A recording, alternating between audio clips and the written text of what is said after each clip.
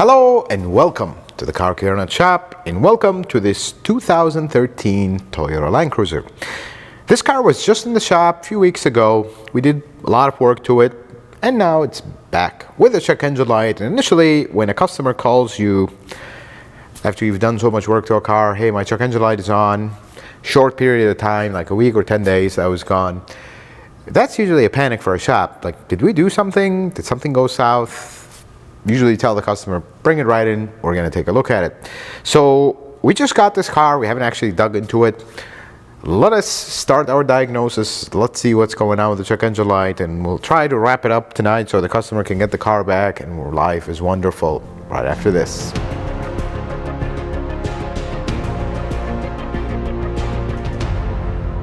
Well, let's connect to the car. We got TechStream going here.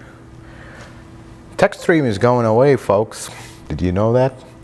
Toyota has a new scan tool. We're gonna make a video about it once I'm kind of starting experimenting with it because it's completely new.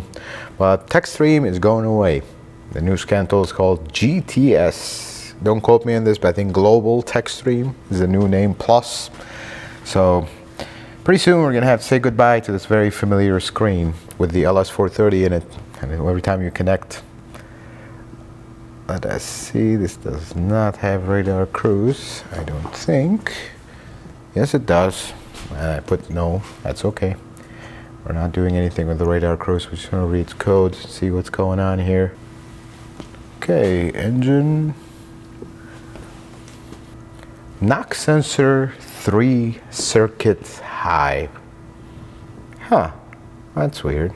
Well, that has nothing to do with what we did, but we still got to look into it. So basically, what we did to this car, just for you guys to know, the owner started doing their own starter. Halfway through, they realized this is a lot more complicated than they were equipped to do at the time. So we replaced the starter on it.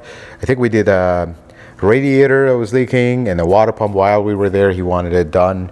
And really, that doesn't come in contact with anything with the knock sensor, but still, I really want to investigate it. Something when you get codes that says circuit high or circuit low. What they mean by circuit high is the resistance is high, which means it's an open circuit.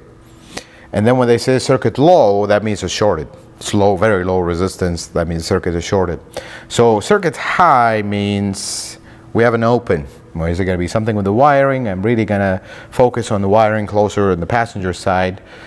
But these knock sensors are right underneath the intake manifold. Let's open the hood, let's look around, see if there's something obvious jumps at us. If not, I'm gonna try. It might not be able to see anything, but we're gonna try to send the camera underneath the intake manifold, see if we see something. Okay, let's see what we have here. Nice 3U RFE. Nice shiny new radiator.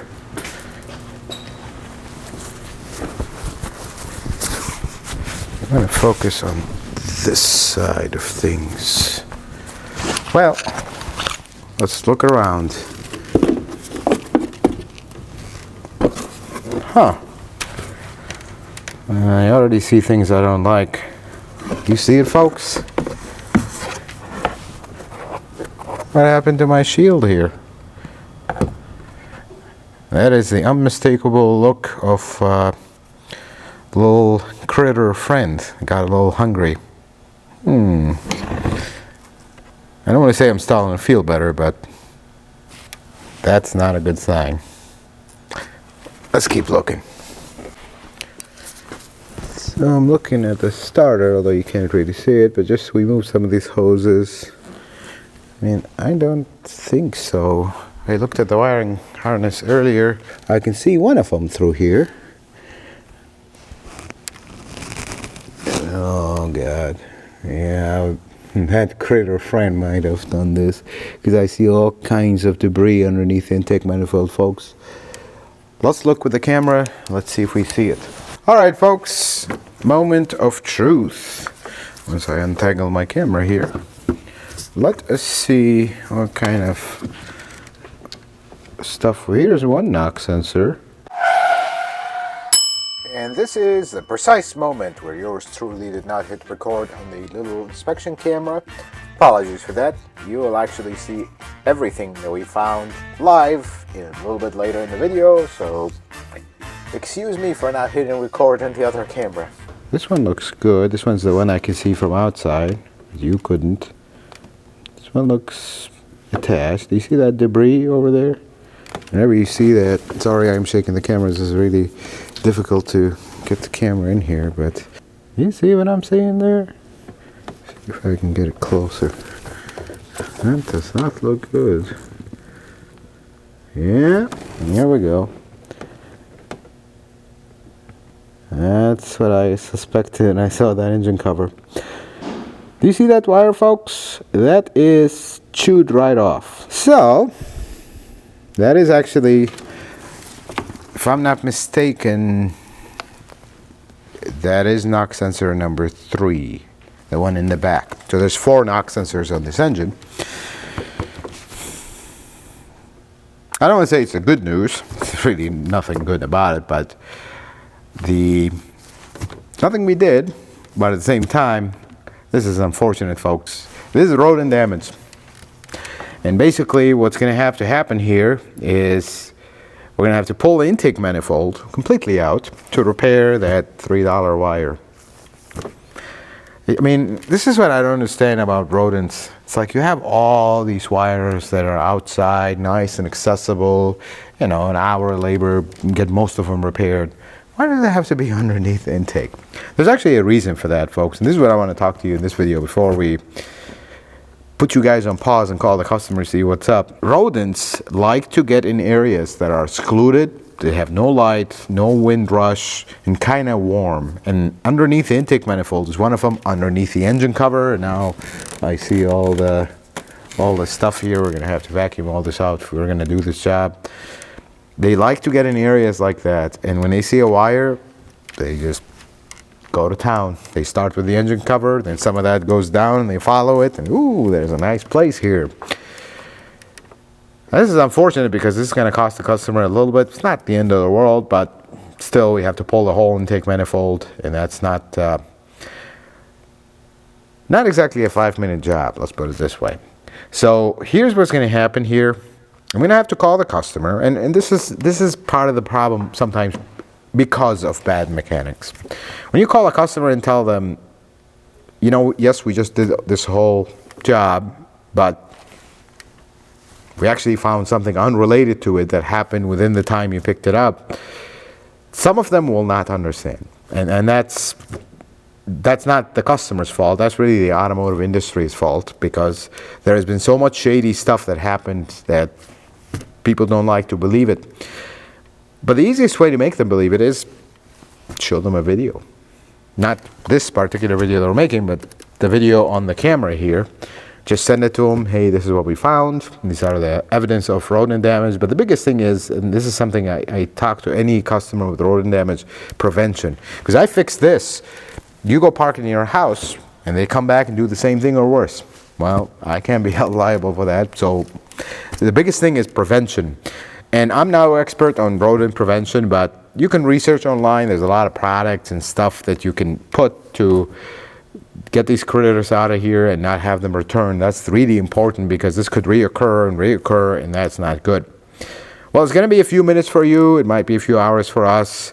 We're going to go talk to this customer. Let's see if they want to proceed with the job, or what are we doing here? Because I think all we need is some wire, which I have, intake manifold gaskets. I think we have another job that we're doing in a car, and we have those. We can order them for that car and use it for this one. So we have everything in stock. I'm going to go talk to the customer. We'll be right back.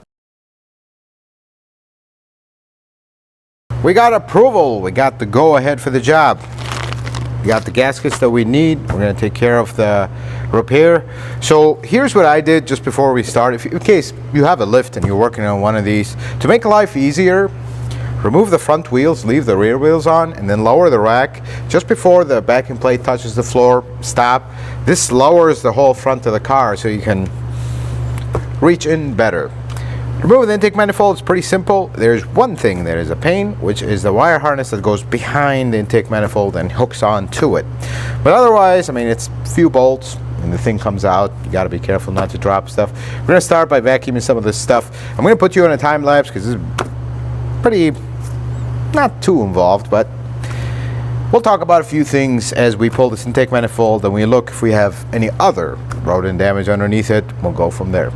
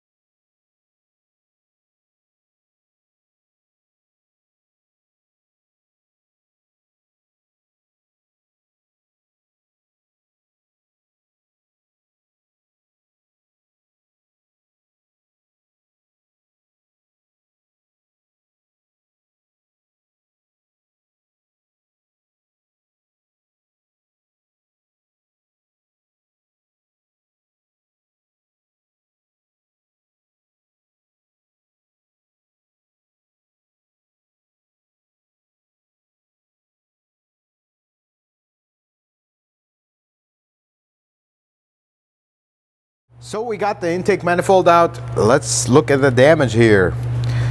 If you look right here, they really knobbed this wire off. You can see it. This one is completely cut. This one is frayed. So this is the knock sensor number 3, circuit high, which means it's open circuit. So the other thing is, in case you guys haven't seen it, this is actually the coolant valley plate. That's what folks call it. It's actually a heat exchanger. So this creates a little pocket underneath here where coolant is, and that's just to cool the area in between the banks. That's what usually leaks. Usually you see coolant around here. Here I am just gonna remove this foam piece. I don't see anything there. How about the other side? I don't see anything. Usually it starts leaking like right in this area, right here, and then it goes on top of the trans. But this one is completely dry, so there's no point in doing anything to it while we're here. That's one thing I actually told the customer about. Hey, if it's leaking, I'm just gonna, already got their okay on that to proceed if it is leaking. But we're gonna get that connector off, let's repair it, and we'll put the car all back together, and we're gonna check it and see if our repair was successful, and then pretty much wrapped up with this car. I mean, I'm saying that like we're done. We're like just starting getting done. We haven't even repaired it. Let's get to work. Okay, let's disconnect this connector if I can reach it.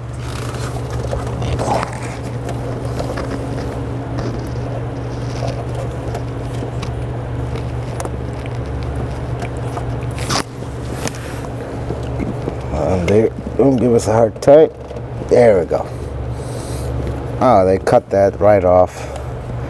Little critters. I'm gonna open the wiring here.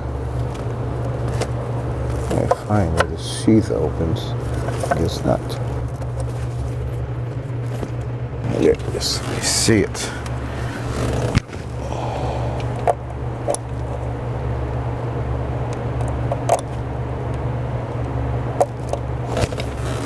Should be open. Should be is a.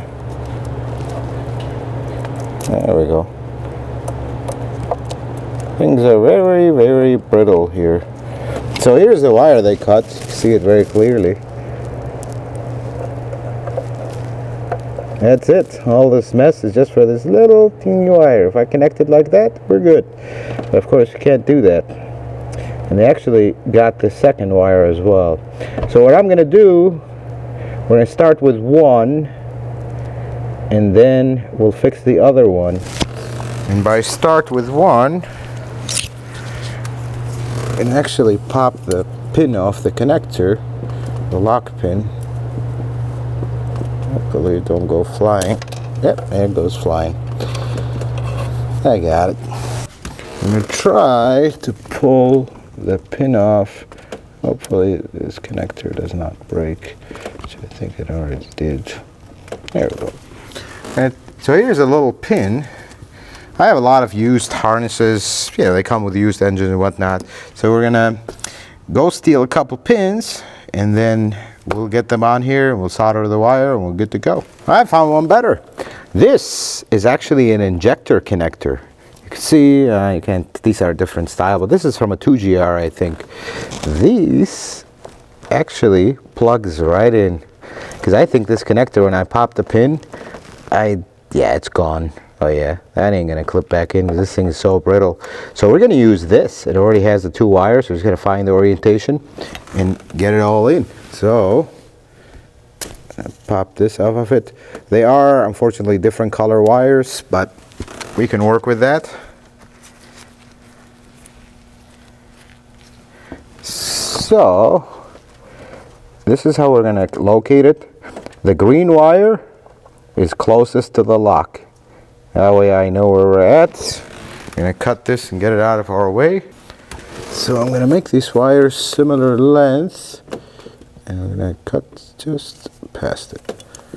Remembering, green wire is closest to the lock. Let's open up the ends of these. So we need, perfect. So this is how this thing works. This is how this thing works. It's like an automatic wire stripper. You put here and just go like that. That's it. We're gonna need some heat shrink tubing for this.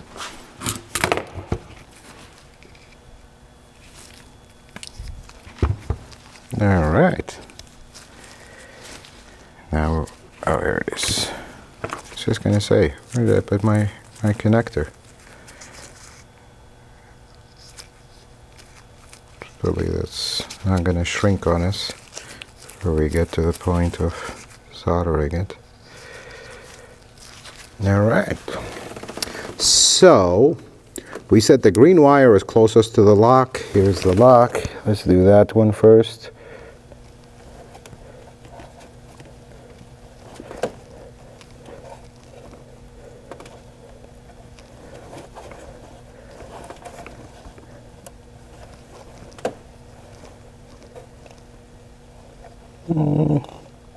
I like that right there. Let me heat up my iron. Be back. Okay, let's see if she's if it's, yes, here we go.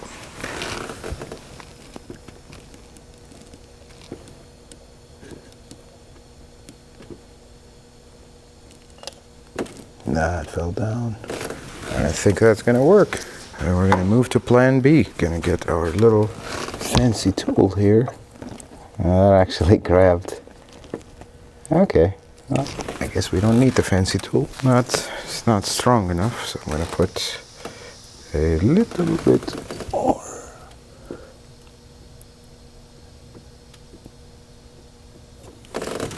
So that's good. I ain't going nowhere. Put the heat shrink tubing over it.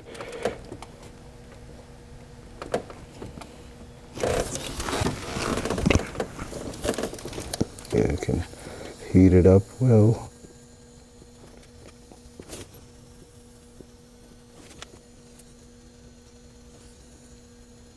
Yeah, I think that's good. So the cool thing about this soldering, this is a snap-on soldering iron. You see it has this opening right here where heat emits from it. You can use that actually to set the heat shrink tubing. So now that we got the first one done, let's get the second one in. We'll button it all up. See if that's all the little critters got to. think that'll hold. Why couldn't this be on a Camry? It's reaching over the Land Cruisers. Land Cruiser owners love their trucks until you have to work on it. And your back starts screaming. That's when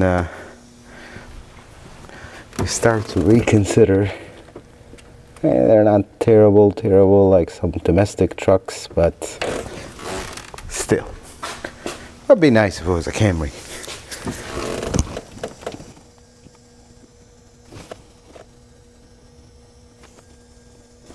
Alright. I think that is good. I like that. I made it intentionally a little longer, just to give it a little bit more space. I think this sheathing is gonna work. So I just had some. Oh, here it is. I'm gonna try. So this is something that Toyota does, especially on some of their nicer built older cars. They put the sheathing and then they wrap it and tape the whole thing. So I'm gonna try to find the opening right here. Get that tape off, and then we'll put new tape. There we go, see that? We love to do this. This is way overkill, but can't fault them for overkill. That's why their cars are reliable. Okay, we just said nice things about you. I want you to cooperate. We just said nice things about you. There you go.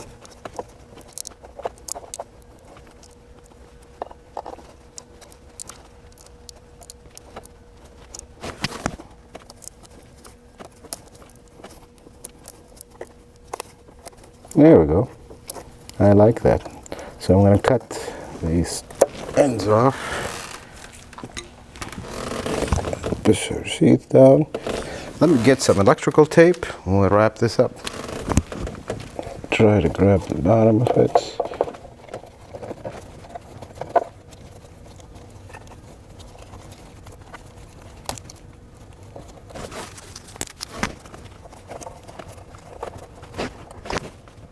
There we go. I like that. I think we're done here. I don't see anything else that is in our way that needs to be taken care of, so I think we're ready to put the manifold on. Before we do, I'm going to pick some of this stuff off camera and we'll get rolling. So I'm putting the manifold in. Talk about it a little bit. I'm not going to time lapse putting the manifold in. By the way, in case you were wondering, there's these two connectors right here. They're not connectors, they're like harness connectors, so the harness will be secured. If you are the engineer that designed the 3URFE or even the 1UR, thank you for that. And please try not to do that again, because going on top of the engine all the way over to push that little tiny clip to unlock that so you can remove the manifold is not fun. And then the bolt that holds the bracket that holds that is literally against the harness. You have no way of seeing it. Let me grab the manifold and you can see it. Here's the manifold, and here's where this harness connects to. Not a fun spot. And the best part is the harness sits right here, right against this bolt, and then the clip is all the way at the bottom. So the clip basically clips here, so you have to go over the harness here, pull it out down, and then pull the harness. This one went okay. It was not, some of them get really, like, you get mud and stuff here and you can't really pop them out anymore. So again, if you are the car engineer, not even this, they do this all over the place, don't do that. Think of us. We'd appreciate it. We still love you, but think of us a little bit more. It would be nice. Let's put the manifold in.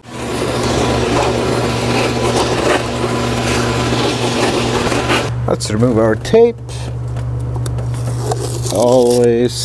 Always tape your intake manifold, like the heads when you have them open, because I cannot tell you how many technicians I've seen drop one bolt and it just happens to go in the one valve that is open, and it goes right on top of the piston. Not the end of the world, but it kind of is, because now you're gonna be trying to get a magnet in there, and it's gonna really make a bad day. So just tape it up. It's safe. We're good. So here's the manifold. Remove the old gasket. It's the original gasket. I don't think this has ever been apart. Did you know that the 3UR has the same gasket left and right? And the way they design these, they design them intentionally like that, so they won't have to have multiple parts for multiple things. It makes total sense if possible. I mean, something like this is pretty simple to do it this way, I imagine. They're exactly the same part number. I'll leave that part number on the screen here in case you're following this along DIY. It's pretty simple to do this. Alright, I think we're good. Let's put this manifold. Imagine if this was metal and it's plastic and it's pretty heavy. This was metal, it would not be fun.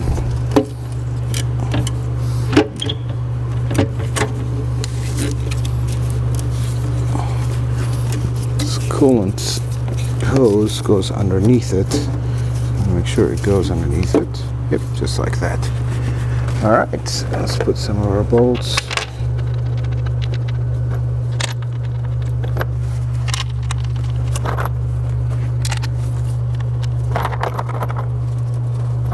Let's do the climb.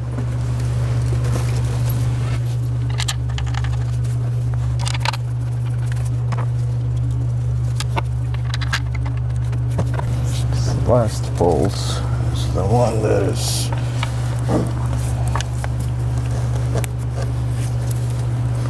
this harness is right in the way of it.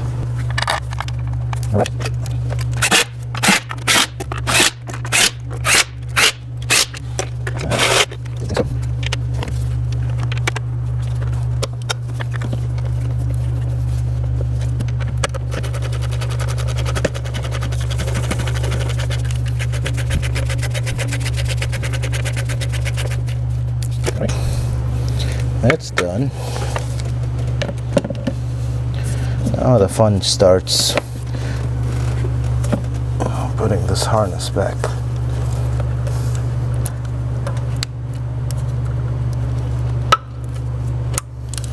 There's that. Very easy to put them back once you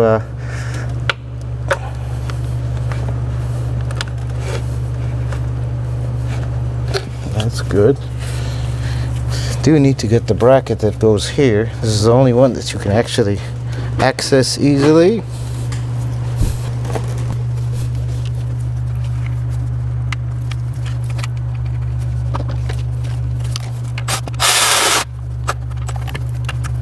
Okay, I think we got everything out of the back. It's in. I'm just gonna double check my bolts. I got all of them. Yes, I did. We're good. Let's get off the car. Sure, I forget, and I always forget, when you put these foams in. Every single time I've done one of these, I always forget the foam. So let's not do this time. Let's go, yes, right there. This foam, folks, is just for insulation. And I already forgot how this goes. You see the shadow of it. It's right there. Just for insulation, so you wouldn't have loud noise from the engine. From like specifically the injectors. This is the bracket where the engine cover goes onto.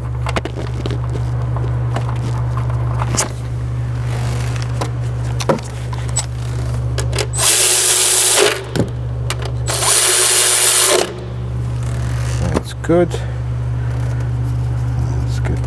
back in here.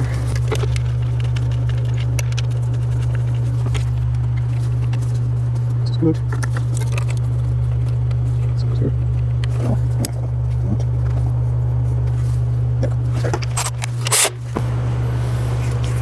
Oh. This goes like so.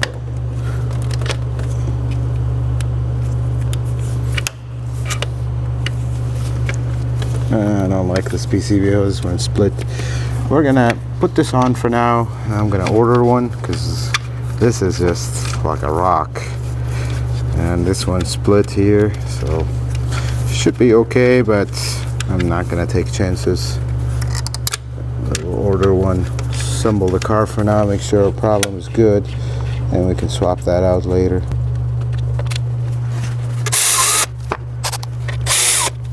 Okay, that's all good. There's a term we like to use in the shop. We're running out of parts. We are running out of parts. That means the car is almost back together.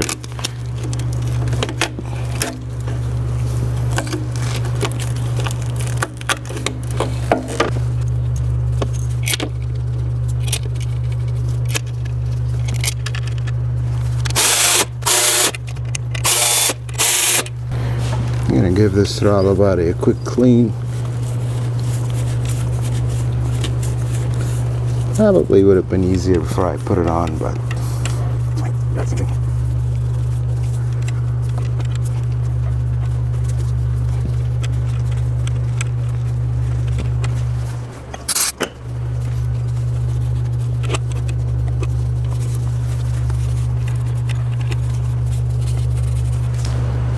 That's better.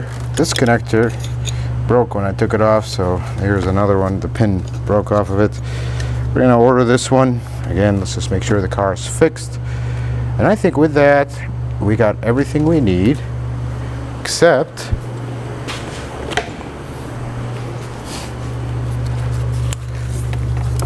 this, and that should be the last thing.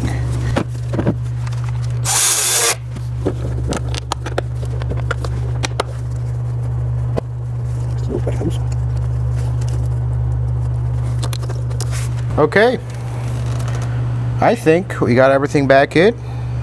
Let's go see if, oh, forgot one little PCB hose.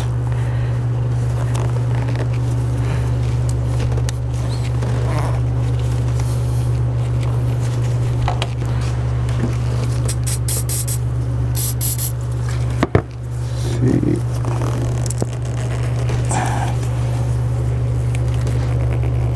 There we go. I like that. Don't think we're forgetting anything. Gotta replace this. Gotta replace this connector. I think we're good. Let's go start it and see what happens. All right, folks.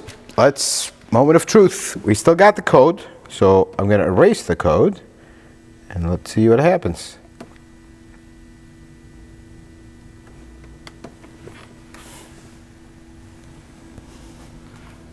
So the first good sign is the code is not back. Usually this is the kind of code that comes back right away, because as soon as you erase the codes, the computer is going to run its continuity check on everything. Just, am I getting some signal out of these sensors? So that's the first thing. Let us start the car and we'll see if it comes back.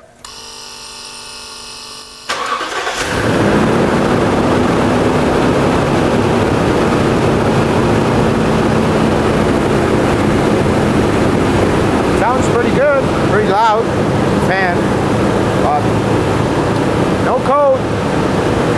This is the kind of code that comes back immediately, not the kind of code that you gotta wait for a while or drive it. No, this is on off, especially circuit high. All right, go ahead and shut it off. It's all good, folks. Now I want to say that I'm glad it is not something that we messed up when we did the job, but at the same time, I'm not really glad. This is, I mean, the last thing you want is your beautiful Land Cruiser, you park it outside, you're minding your own business, and critter gets inside, chews up a wire. I'm glad there was not, you know, a lot of wires where it gets to a point where nobody wants to put the liability on them to repair it, especially with like airbag wires and stuff like that, or if you have a coax cable type. All knock sensors used to be like a shielded wire. They're not anymore. But if you have something like that, unfortunately, these you can't repair and expect the customer not to have issues with it. Because once you repair it, now you're liable for it unless another rodent chews it up. And that's the biggest thing. Folks, you guys will, and I love you for it, and you are right. You're going to fill the comments with things like they put soy-based wiring, covering, and whatnot, and they do. But in the reality is, they're trying to make these wires that eventually will end up in the scrapyard, and well, not in this Land Cruiser, I hope, but other cars. They wanted to make them somewhat biodegradable so we can protect the environment, but the byproduct of that is rodents go into cars. So what are you going to do? But the biggest thing that you can do is, if you notice rodent activity, especially if you park this in a garage. Now, this car is not parked in a garage, so you really can't do much about your environment. But if you have a car that's parked in a garage and you get rodent damage, that's actually you. Because what do you have in your garage? The biggest thing is, do you have cat food, dog food? This is stuff that brings critters. Do you store your garbage can in the garage? That's another one that is very common. And then you put it outside, somebody's in there, and then you bring it back in. You just brought them in your garage, and they're going to stay there and then find the car to be the nicest place. Prevention is key. There are a lot of products, and most of them are like smells that repel any kind of rodent from the car, because once they leave, and this is the biggest advice I will tell you, and any mechanic will repeat this to you, once they have marked their territory, this is what we've seen, their scent is all over this engine bay.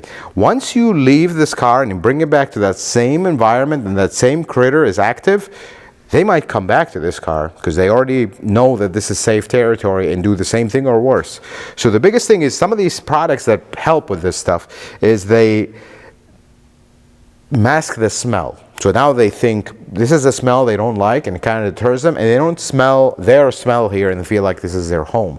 That's just, it's a beautiful thing how these critters work and how these animals work, but we coexist with them, and we have to hopefully hope or do some stuff to keep them out of our cars would be nice, and then we can share the planet together in peace. Folks, I hope this video was helpful and informative. I hope you learned something new. If you like it, consider giving it a thumbs up. If you're not a subscriber, consider subscribing to the channel. Check out some of my other videos. And until the next video, folks, may the Lord bless you and keep you, and you have yourself a wonderful day.